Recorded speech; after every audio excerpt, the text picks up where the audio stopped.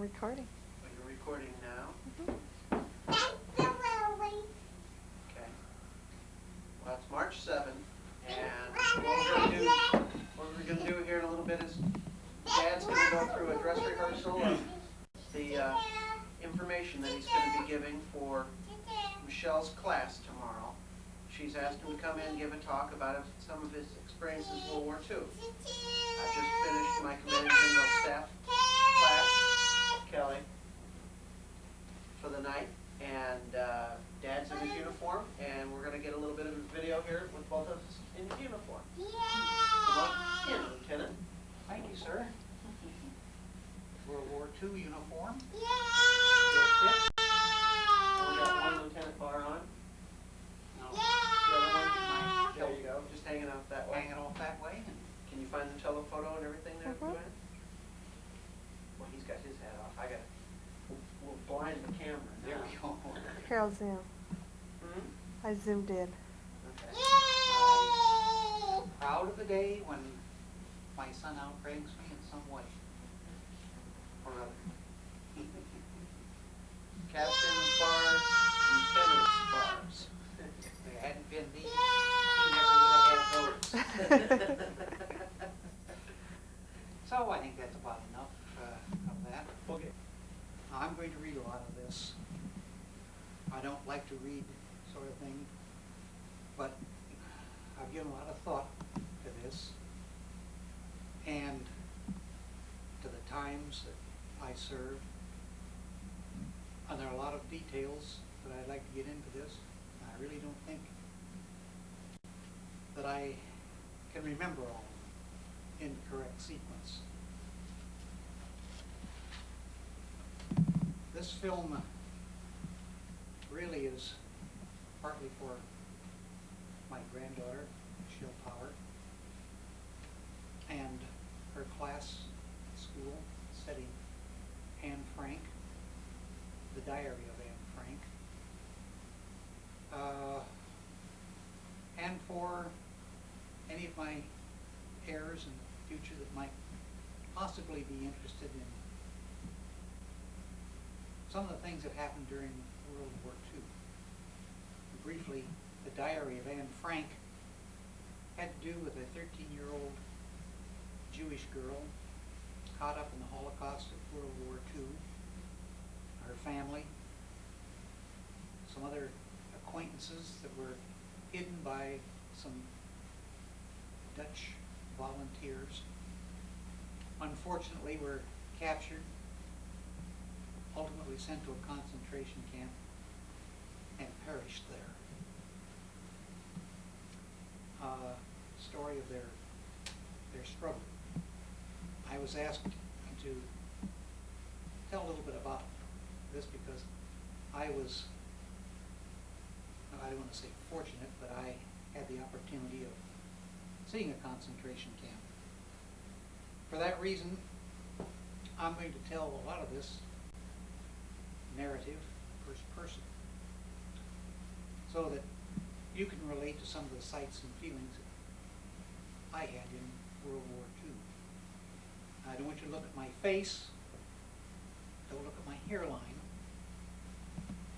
Try to see my uniform, close your eyes, listen to my voice. Try to put yourself back in those times. And I'll start out. My name is Richard Corbin, First Lieutenant, 8th Signal Company, 8th Infantry Division. I'm 19 years old. Now, I graduated from junior high school 4 years ago, good old Sudlow, and high school about a year and a half ago. I'm attending the University of Iowa. Now, some of your brothers and sisters, incidentally, may be of that same age. We lived in a very comfortable apartment right near Vanderveer Park. Very medium family, happy. I'm not sure what I want to do after college. I'm leaning a little bit towards journalism, but I'm not real sure. Then came December 7th, Pearl Harbor, World War II.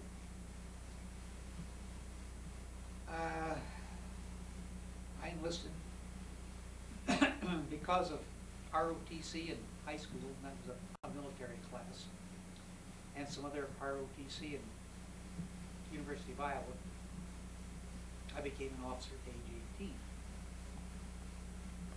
Again, I'm relating this so that you can identify my experiences with some of your own ages. Stop and think, at that age, what would you be doing in 4 or 5 years? Okay, now I'm the second lieutenant. Boy, nice uniform, glamorous, exciting times, training, camping out, fighting an imaginary enemy, watching a few war movies, seeing the war in newsreels. Heroes never get hurt, you know, that out in the camping out and everything, that's a lot of fun. Girls, dances, wow, just great. Suddenly our training's finished. Now, welcome to the reality of real war. Our division is landing in France. D-Day plus 17 days after the invasion. Passing dead soldiers, most of them Germans, few Americans. And I think, you know, this can't be. Americans don't get shot. But there they were. Could happen to me. I got thinking, you know, why didn't I take my instructions, my training a little more seriously? What did they say about, well, boy, I wish I'd listened. Too late now. I hope I'm doing the right thing. Well, it's not going to be too bad. Tomorrow's Saturday, and then Sunday will be the weekend. Be real easy. What do you mean, out? It's a weekend. It's raining. Well, happy days, it's war. There are no weekends. They don't close down a war for holidays, weekends, or weather. And it's not an 8-hour day. You're up and out whenever they need you. Okay, now we're in France. We're slowly winning the war. Boy, these people are glad to see us. They all look so tired, skinny, haggard. I've heard about the German Gestapo activities, but I didn't think it could be that bad. People just don't do that to other people. You know, it's propaganda. I know they told us how the Jews were persecuted. We saw films and newsreels about the roundup of Jews, but really that was thousands of miles away. Somewhere over there, happening to some other country. Now here it is. I'm seeing these people. They've been frightened and hungry for years. Afraid to voice an opinion. Afraid to talk to a stranger. Afraid to listen to radio or anything but German broadcasts. Just afraid. Always afraid. Now try to imagine their feelings. New government's been elected. Terror tactics used. We don't approve of some of these things that have been done, but Congress will stop it. I mean, that's for sure. Our neighbors down the street were arrested. We don't know what for, but they'll be released soon. I'm just sure. Got to be a mistake. My good friend Michelle and her parents were taken away. Her father was beaten up. All he did was mention that he didn't approve something the government did. Our neighbor, he got beaten up too for trying to resist. I better watch out what I say, who I'm going around with. Now it's 1 o'clock in the morning. There's commotion outside. What's happening? Gee, some police and some detectives taking Mr. and Mrs. Smith. They're dragging them right out of their house. Thinking they're in their pajamas, and there's Sally and Bill. Hey, he hit her. And they're just throwing them in the back end of that pickup. I guess we'd better be careful. You think, now that's a play, huh? Couldn't happen. It did happen. People were picked up for little or nothing, sometimes wrongly accused by their neighbors for spite. Well, this is what was happening in Europe, all over Europe. That's what they were faced with. Countries were invaded. People were terrorized, afraid to voice any objection for fear they too would be sent away. Many who did resist, many of them, too few. The Free French Underground, those resistance workers in Holland, Belgium, in Denmark. But again, they tried to help the Jews, they tried to resist, but they were too few, always too few. Now, this is the information I began to learn as I progressed through France and Germany.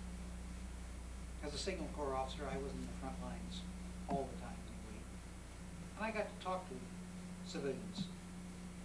Their faces were all the same: hungry, frightened, cold, depressed.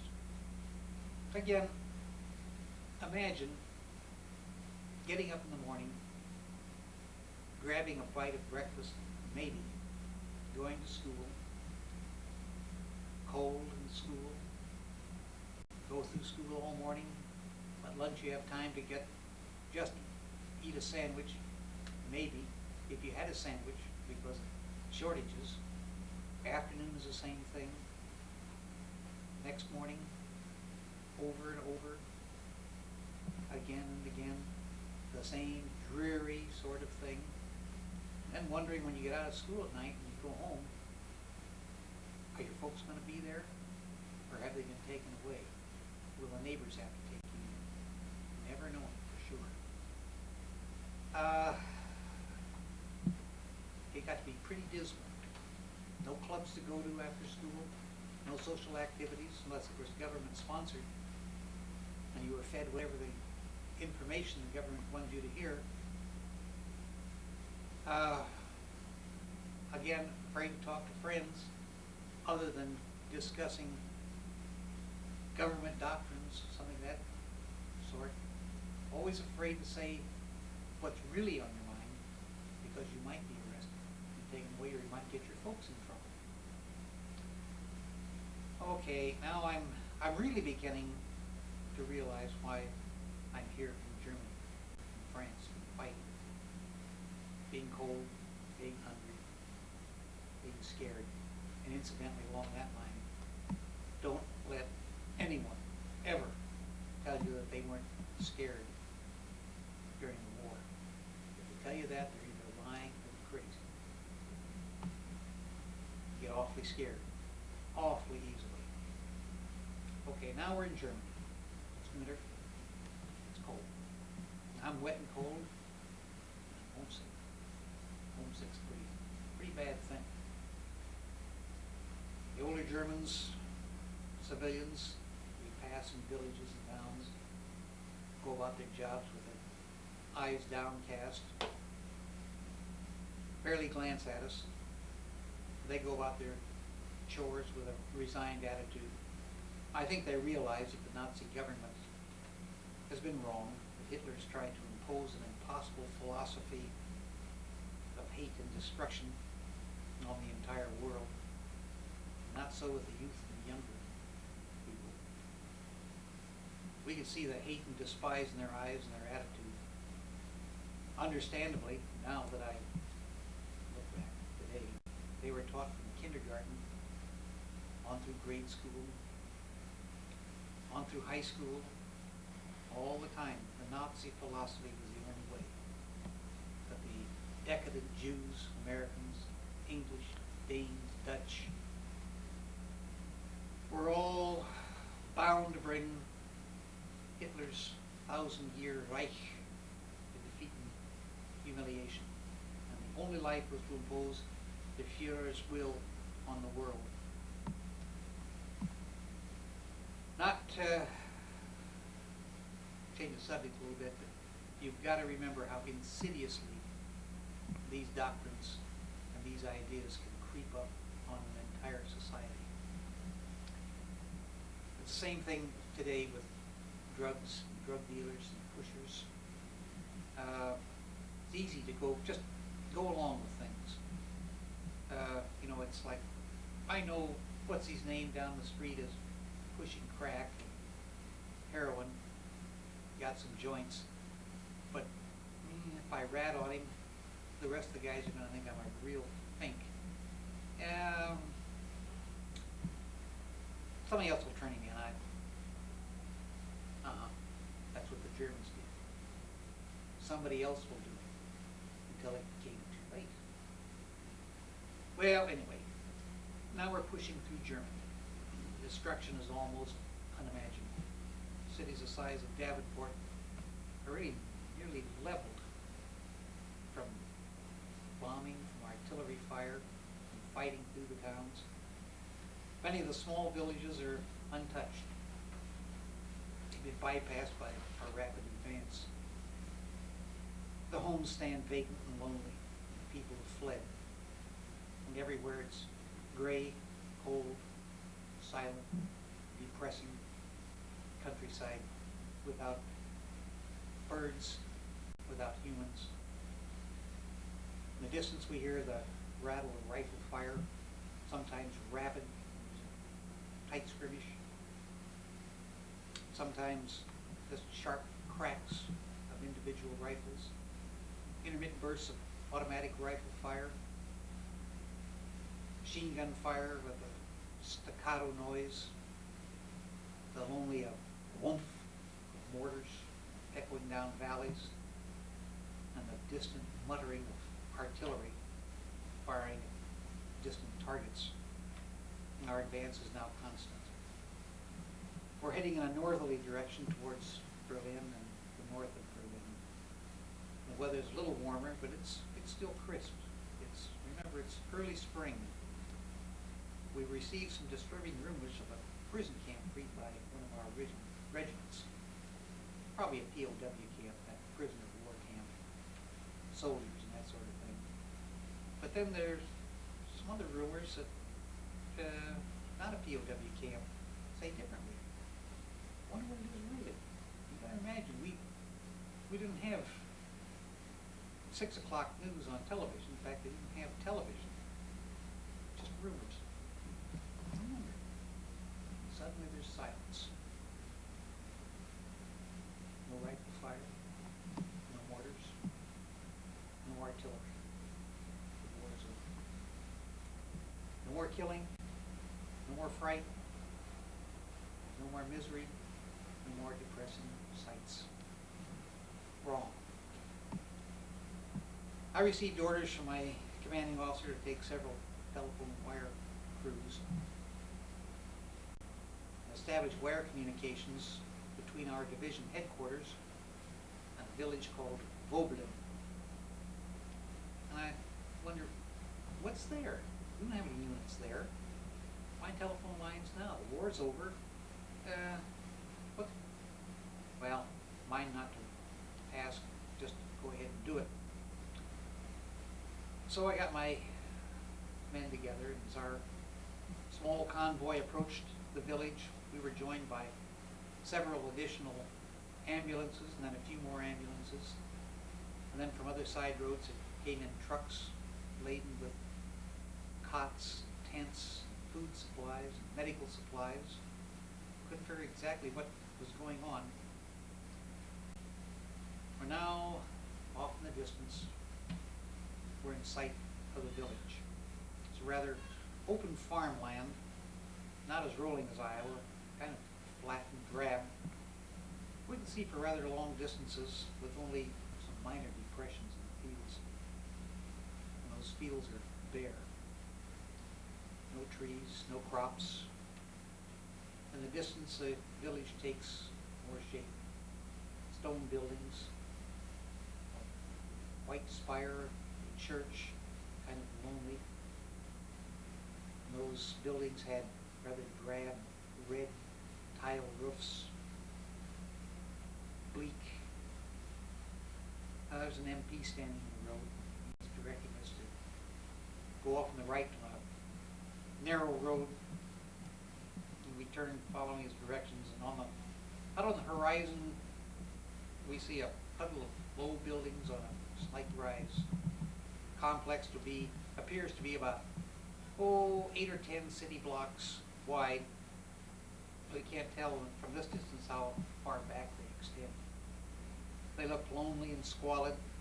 They look like unpainted, weathered wooden buildings, one-story buildings with a little metal chimney sticking out of each building. Well, as we come nearer, we can see a lot of activity going on outside the buildings.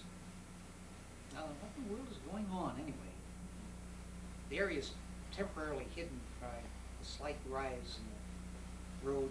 We came to the crest of the road, looked down, the entire scene unfolded before us. The awful truth dawns on us. It's a concentration camp. Our division has liberated a concentration camp. My driver, a grizzled old infantryman, used to seeing death and misery, literally gasped when he stopped the jeep. There before us was an area of abject horror. Row upon row of barracks, surrounded on all sides by barbed wire fences.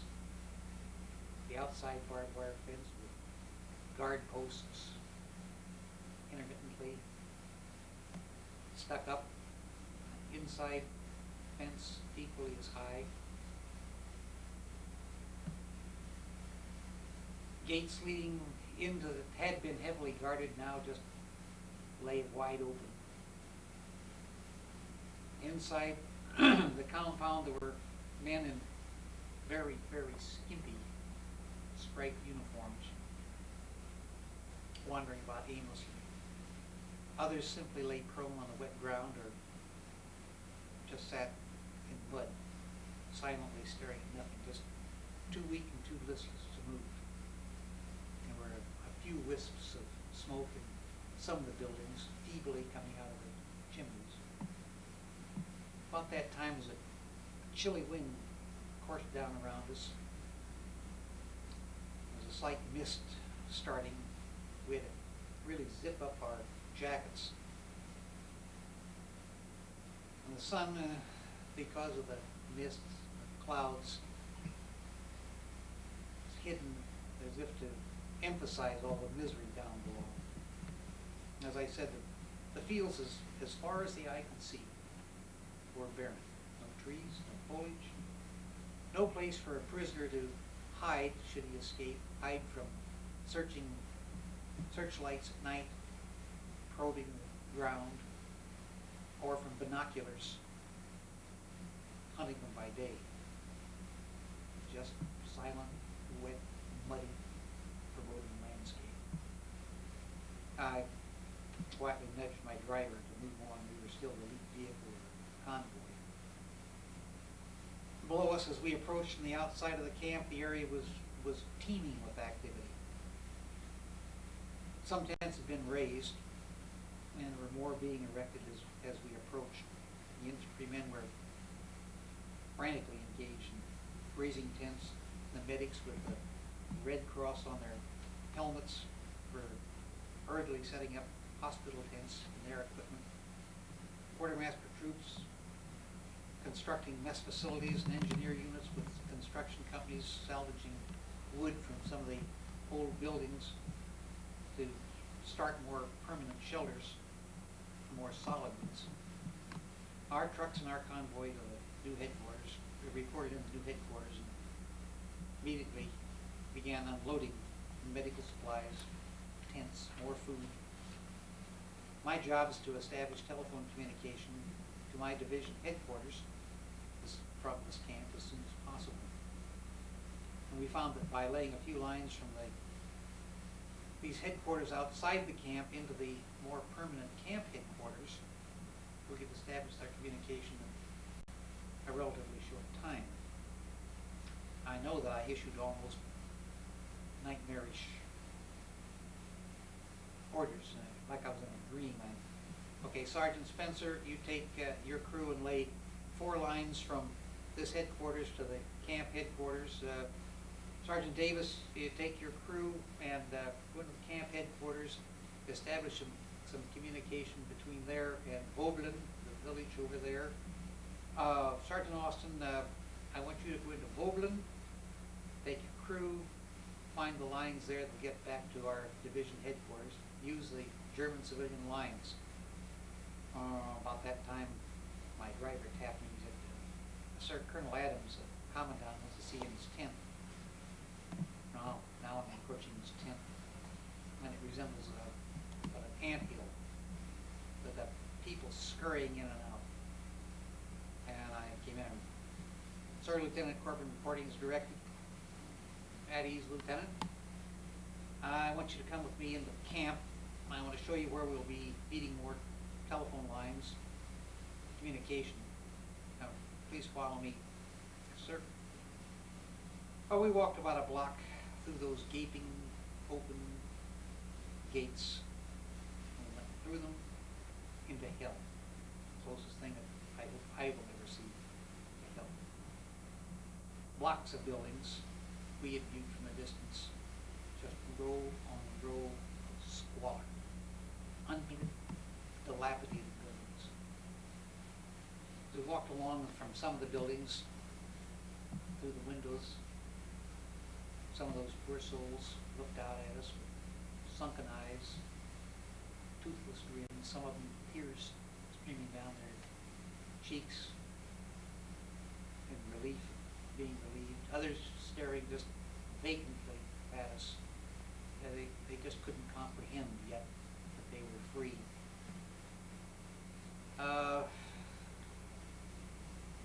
Those who could walk, walked around aimlessly. They had no place to go. They didn't know what to do. They'd been in these concentration camps for years and had almost forgotten how to be free. And those that could walk around also were like walking Halloween skeletons. Skin and bones. The skin was a sallow, pale, scabby skin. Well, the colonel had the one brick building inside the camp cleared, was setting it up for headquarters. And this is where we had to set up our switchboard. And after giving me complete instructions, Colonel turned and said, Lieutenant, I want you to establish these communications, and I want you to go back, report to the commanding officer, tell him what you've seen here, and I want you to have him take you to the commanding general of division and tell him, and I would like to have them come down here and see this personally. I know that they cannot realize what is going on. Yes, sir. And he said, I want you to go through some of these buildings so that you can see firsthand what this is. You follow me. Well, I am not sure that I have the vocabulary that will adequately describe what I saw. And I'm not really sure that you would want to know or that you should know all of it. Some of it's beyond any verbal description. First building we went into was used as a barracks, just a place to sleep. No tables, no chairs, just wooden bunks. These bunks were stacked 5 high. Just enough room between for a man to slip in, maybe 24 inches, just able to slide into it. No mattresses, no blankets, just rough wood slats to sleep on. There was 1 row of bunks on each outside wall. The bunks were about 5 feet long, and they were about 20 bunks long. And a row of double bunks down the center, same height. The aisle between them was about 3 to 4 feet wide. In other words, bunks, 3 or 4 feet, double row of bunks, 3 or 4 feet, more bunks. Each barracks had a space at one end for sanitary use. All it was a rectangular hole in the floor, about 2 feet wide, about 6 feet long. Over just a hole in the floor and on into the ground. The edge of that, up about 3 feet high, was just a single 2x4 to help support someone while they relieved themselves. No toilet paper, no bathing facilities. The stench was overpowering. It seemed to soak right into your clothes, right into your skin, right into the insides of your nose. And my stomach began to almost revolt. How could they do this to people? Now we quickly toured the barracks and we came out the other end. Oh boy, sweet, fresh air.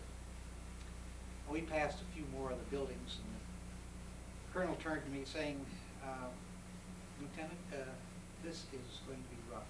Do you have a handkerchief? Yes, sir. Get it out, put it over your nose. We entered the building, and I hope never, and I hope, God, I hope you never, ever see a sight like it. It was a storage building, not for equipment or supplies, it was for dead bodies. They were stacked, naked, stacked perpendicular to the wall, about 5 feet high, just almost reduced to bones. Bones that were covered with a very sickly, pale, whitish skin. Open, sunken eyes stared at me. Mouths open. The smell of rotting, decomposing flesh was overpowering. I really thought I was being faint. In fact, the colonel said, Lieutenant, you all right? And I mumbled, no, sir, I think I'm going to be sick. I was. Well, thank God we left after going only in a few feet, coming back out. Incidentally, these buildings were about 20 feet wide and about 75 feet long. And as I recall, there were about 20 of these buildings. The Germans had planned to take these bodies and bury them in a common grave, but the Allies had advanced so rapidly that the German guards fled, leaving the bodies to decompose. Buildings that were still occupied by some of the prisoners, too weak to move. They were on the verge of death from starvation and beatings. They were a bevy of activity. Medics, personnel from other services, infantry, quartermaster, ordnance, engineers, whoever wasn't occupied with a specific task were helping these poor souls as best they could, helping them to eat just a little bit at a time. If they ate too much, it would be too much for their stomachs. I were gently washing them, getting blankets under them, over them, trying to take care of them as best they could until they could get adequate medical treatment. And intermittently, incidentally, going outside to get sick. Again, you can't imagine the smell.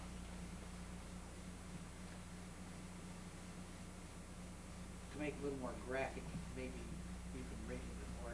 Have you ever seen an uncooked chicken leg? One that's just out of the refrigerator. Okay. It's cold, has kind of a transparency, kind of a bluish white color. That's what these bodies look like. That's what some of the men that were still alive looked like. Well, our telephone communications established after a little while. I did leave, reported to my commanding officer and commanding general, and they left immediately for the camp on their personal inspection tour. Their reaction, as I am told, was about the same as mine. As a result of their tour and the active war being over, the commanding general issued orders that every man in the unit, now this is about 20,000 in the division, were to tour the camp and see for themselves what has taken place. And they were trucked in, unit after unit, right around the clock, 24 hours a day, until every single man had gone through it and viewed this. Some of the camp inmates that were in a little better condition volunteered to stay in the barracks, lay in their bunks, so our troops could see a lot of these conditions. After our troops left, the commanding general issued a decree that all German civilians, men, women, children, in a radius of about 60 miles, that's like from here to Iowa City, were to visit the camp, and they had no choice. Our division trucks transported them to the site and returned them. And there was much weeping, and it was bad. When this was finished, all German men were required to return to the camp at a given time on a scheduled basis to help bury the dead concentration camp inmates.